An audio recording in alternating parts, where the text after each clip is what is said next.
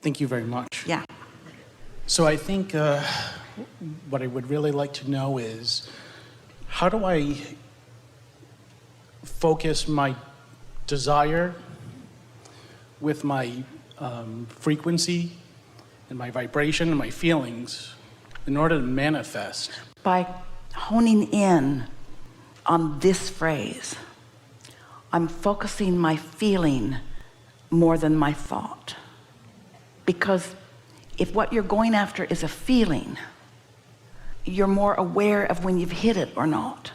If you're focusing on a thought, you've had all kinds of thoughts active, wanted and not wanted, and you can't really tell which end is up sometimes. It's like people who are wanting to be more prosperous, and so they think that they're thinking about prosperity. They think they're thinking about lots of money or lots of success or lots of assets or whatever.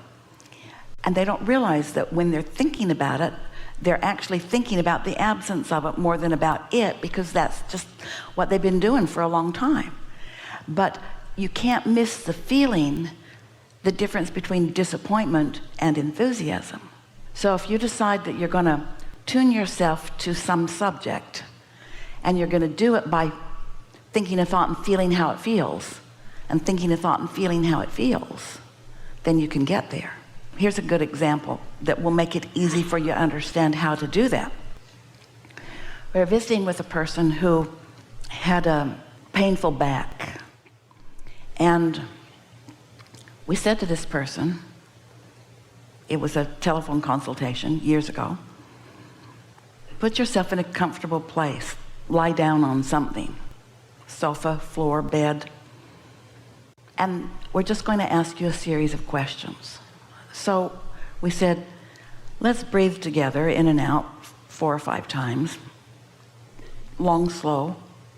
And then we said, now, do you feel a little better or a little worse or about the same? And he said, about the same. So we said, well, let's do this again. So we did it again, and he relaxed more. And then we asked the same expected question. Do you feel a little better or a little worse or about the same? And for about the first 10 minutes, he noticed no difference, but it wasn't getting worse. And then when we asked him, he said, I'm sure I'm feeling a little better. I'm sure I'm feeling a little better. And so we stayed with him, only with those words.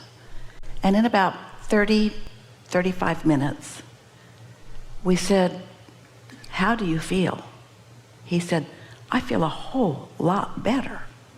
It didn't happen all at once, and it wasn't about thinking thoughts. It was about paying attention to his body.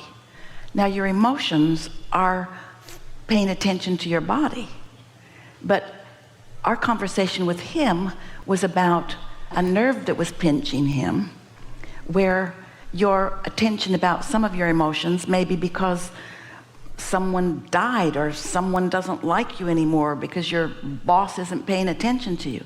But still, if you can isolate the subject and then just feel for an improvement, what happens in a breathing exercise like this, stay with us, this is big, especially in light of the last conversation we just had. Your inner being becomes your thinker. As you're breathing, so now your emotions are responding to your inner being's thoughts. Now, what does that mean for you? It's why meditation benefits you. When you quiet your mind, you stop resistance. And when you stop resistance, then you move toward what you're wanting. Your cork floats, so to speak. But most people want to do all the thinking, because you want to be right and you want to prove yourself and you want to get the credit for what you've thought of. This conversation, we've never delivered it better. This conversation is about calibrating through feeling rather than trying to think your way into a better feeling thought. Does that make sense to you? You'll get there, because when you stop thinking, your inner being will be dominant, and your inner being will be thinking about your project, Your inner being will be thinking about all the things that you've launched into your vortex, and those thoughts will start streaming to you, and you will find yourself feeling enthusiasm for them. Does that make sense to you? Yes. And how do I know what vibration or frequency I need to be at? Doesn't matter. That's like, how do you know when you flip that switch what's actually happening in the electrical grid? Mm-hmm. Who produced it? Where's it coming from? Did it come from solar? Did it come from Ukraine? Where's that juice coming from? Do you really care, or do you just want your lights to come on? And is there a different frequency or vibration associated with manifesting, say, a relationship or a new car or a new job? Too subtle to discern in human form, but your inner being knows all those subtleties.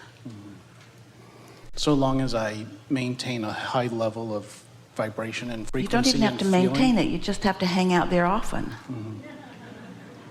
And know the difference and not run down the road that doesn't feel good. You can be across a dinner table from friends and you're all feeling pretty frisky, and then somebody brings something up and you feel the mood shift. What just happened? You calibrated this friend, and none of you are calibrated to your inner beings anymore, and so you are not the group you were just now. Now you have a choice. You can go with the group, you can resent the group, you can resent what just happened, or you can breathe and say, do I feel a little better or a little worse or about the same? You can breathe yourself back into alignment every time, no matter what. We used to use the word momentum a lot, because when you focus on something, say this better, when you achieve a vibrational frequency because of what you focused upon, or when you achieve a vibrational frequency because you're not thinking about anything and your inner being is, and now you're not in the way, so that's your frequency. Did you hear that? We're going to say it again. When you achieve a vibrational frequency because you deliberately focused upon uplifting thoughts, you feel good. Or when you achieve a higher frequency because you quieted your mind, and in the absence of resistance, you automatically rose to the frequency of your inner being, who is always thinking that uplifting thought. When you do that, you get so you can feel the feeling of that. You get so that you recognize that feeling. But whether you recognize it right now or not, when you hold a thought for as little as 17 seconds, it's a little less than that these days, without any resistance, another thought like it joins it. The law of attraction just insists on that. And you don't have to get very much over a minute of no resistance before you've got momentum. And that momentum then is discernible.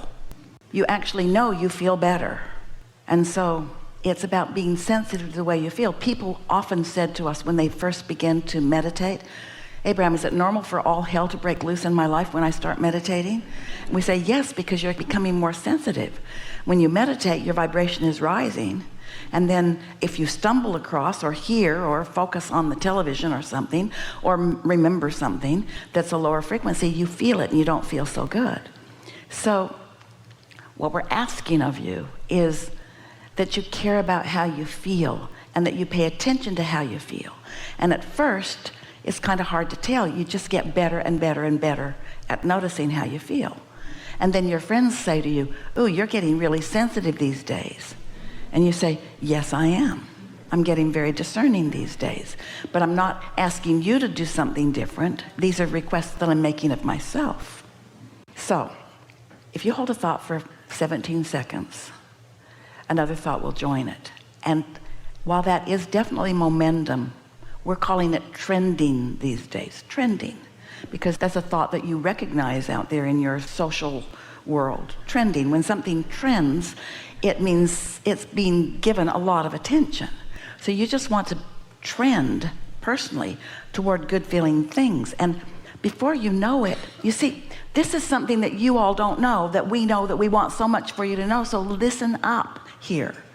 You have been living your life and you've created an incredible trend in your vortex. And it doesn't take very much letting go of your problems and issues and beating the drum of wanting to make the world a better place by wrestling somebody to the ground and killing them. It doesn't take very much of letting go before you more and more frequently join that trend. And then you begin believing. You begin believing in the law of attraction. You begin believing in your own goodness, in your own deservability for things to go well. You know what teaches you worthiness more than every word in the world that we or someone like us might offer to you? It's your own success at letting the good stuff in.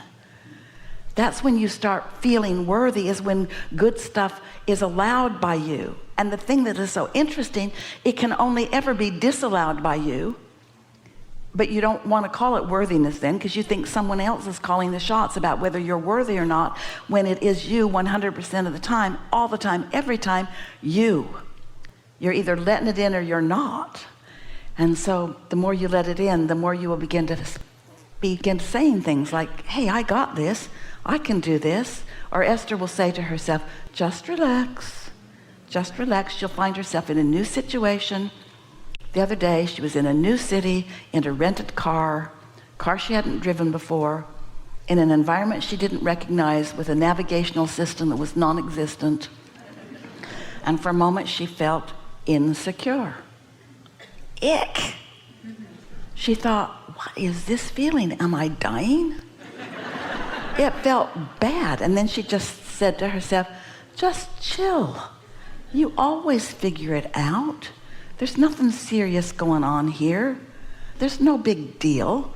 She just walked herself back into alignment because she cared about how she felt. So in that situation, she recognized the feeling of insecurity before there was something on her mind that she was trying. She wasn't thinking, oh wait, I don't know where I'm going. Oh wait, I've never been to this place before. Oh wait, I've never driven this car. She didn't have any of those thoughts. Her first awareness was that she felt insecure. So what'd she do? She worked to alleviate her insecurity by reminding herself that she's awesome. She can figure anything out. She said to herself something that Jerry told her years ago, you've never been so lost that you're still there. What do you think? You're going to get lost and never turn up again? I think that, if anything, that I find myself very often putting myself in very good feeling vibrationally, and not worrying about my future or worrying about things that have happened in the past. I think that, I'm trying so, I guess I'm just really intent on trying to make my present moment the best moment all the time. Well, you said the operative words, because calibrating to your inner being, who is always doing exactly that, makes that happen. But your inner being is happy in this moment because of everything now and coming. Your inner being is celebrating what you're on your way to, as well as what's already here. Pretty nice, yeah? Yes, absolutely. Enough? Yes, thank Really you so good. much. Really good.